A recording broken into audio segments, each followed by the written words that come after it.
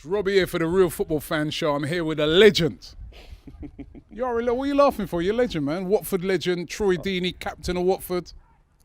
Thank you. I'm just I'm just Troy. I'm just Troy, the normal person that happens to play football. That's about it. You know what? First of all, I've got to say you have an outstanding season at the moment. Sitting high in the league. What's the aim for Watford this year? Top 4? No, that's what. It's funny, like, because from our perspective, obviously you see the so-called pundits, and it's like we're supposed to be.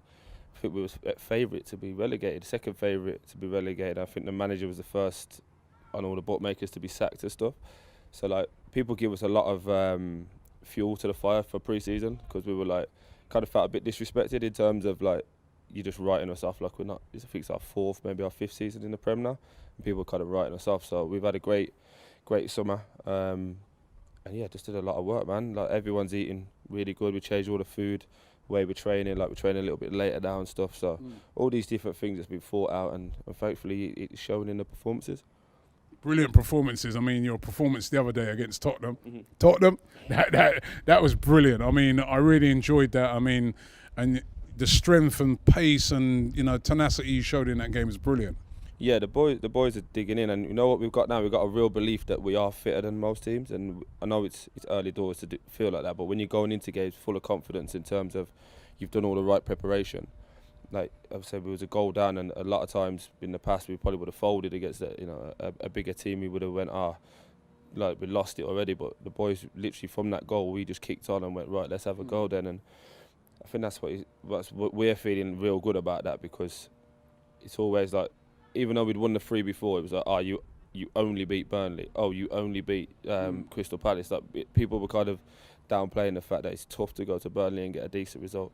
It's tough to play Palace at any time. So yeah, we got their results, and now it's kind of we've got the confidence with it, and people are giving us a little bit of respect. But our job now is to just feet on the ground and keep working. Yeah. Now listen, on our show, it's all about football fans, and obviously Watford legend, Watford captain, but what is the team that you supported from you as a kid? What's your team?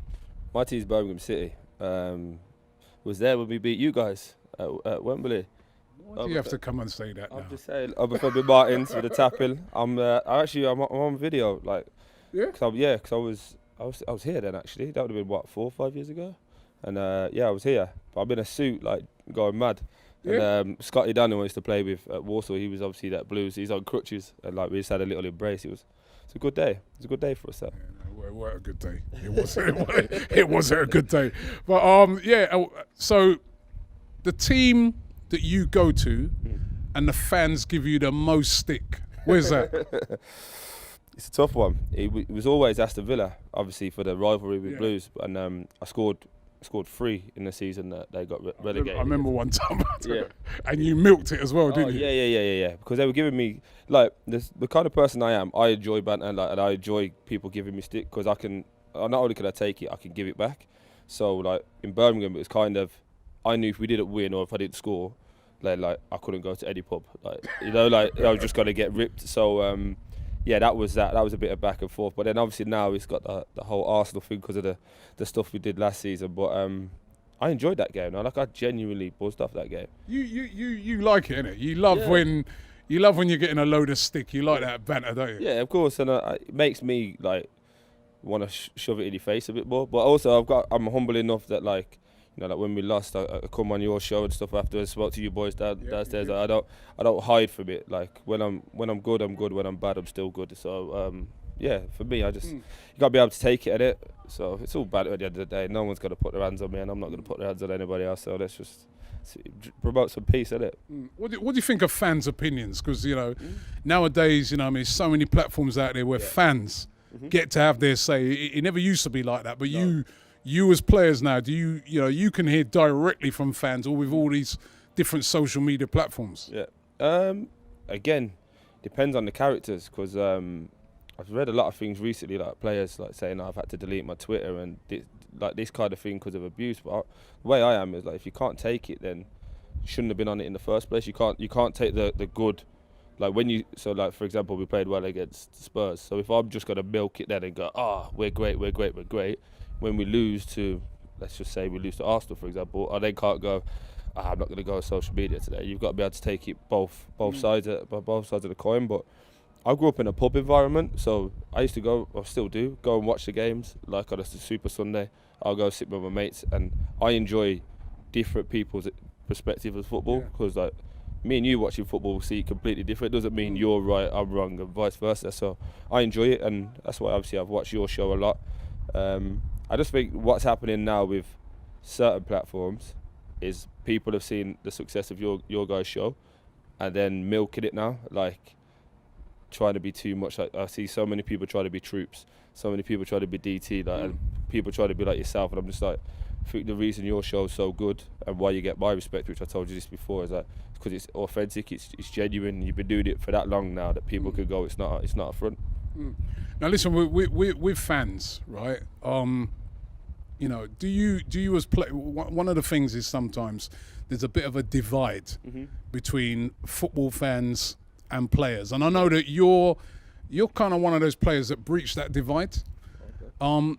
But there is a divide sometimes where fans feel that footballers like yourself don't understand fans. Don't understand what we're going through. Don't understand that we've travelled hours to that game, got there, you got beat, and you didn't even come over and clap. I'm not saying you, but you know these sort of things happen. Do you guys, do you think that's improving?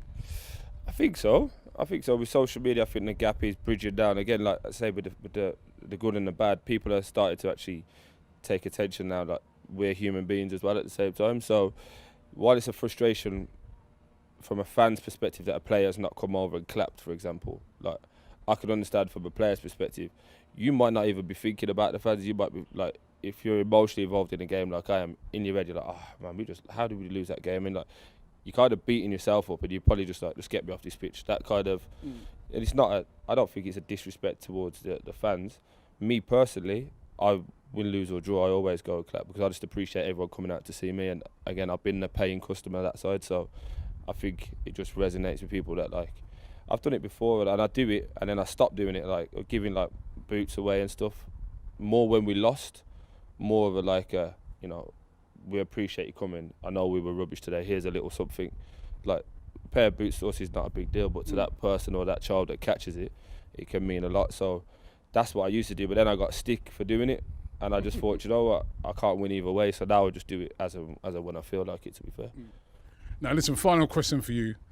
I was reading the other day that you've lost over a stone in weight. Yeah. Right? And you are looking trim, I've got to say, right? Thank you very much. Now, any tips for me? I need to drop some pounds, man. Ain't got any tips for me, man? Green tea is the way forward at the moment. No, do you know what I did? You've got to want to do it. Like, even like my mum and that, I'd be like, oh, and can you get your nutritionist to do this? I'm like, Mum, if you don't want to do it, if you enjoy your lifestyle, you enjoy your yard food or whatever, you're going to keep eating it. So there's no point forcing yourself to go, I'm going to go on this diet. You're not saying I've got to give that up for you. I've got to give up the wasting in food. You have to. I've given up sugar and alcohol was a big one for me. So now, no alcohol either. Now I'm like, every international break, I'll have a good go. No Jamaican food, no alcohol. No sugar, no bread. I could do without the sugar too. I'll take the sugar. Bread I don't really eat a lot of nowadays. Milk? But I do a little bit of milk. Yeah, see, so no bread, no milk, no sugar. No, anything that tastes good, just no. So just become accustomed to having meat and veg with a little bit of couscous or something like that. So, and then it's portion control as well. With our backgrounds, it's just get as much as you can as and when. And if it's a Sunday, then everyone eating well. So I'm going to like barbecues with my own little things in the summer. It's killing me. Sounds boring, man. Very boring. But it's beneficial, isn't it? Now I'm getting all the rewards for it. So like it's a mindset thing for me as well. So I can like take all that good stuff away, but then the football's working. So then international break, like I just went Dubai with my pal, and we had a good 3 or 4 days. You know what I mean? Just some good drinks, ate what I wanted, come back to work. Listen, keep up the good work. I'm going to pass on all that, right? But keep up the good work. Thank you very much. And thank you very much for the interview today. Thank you. Anytime, you guys. Thank you.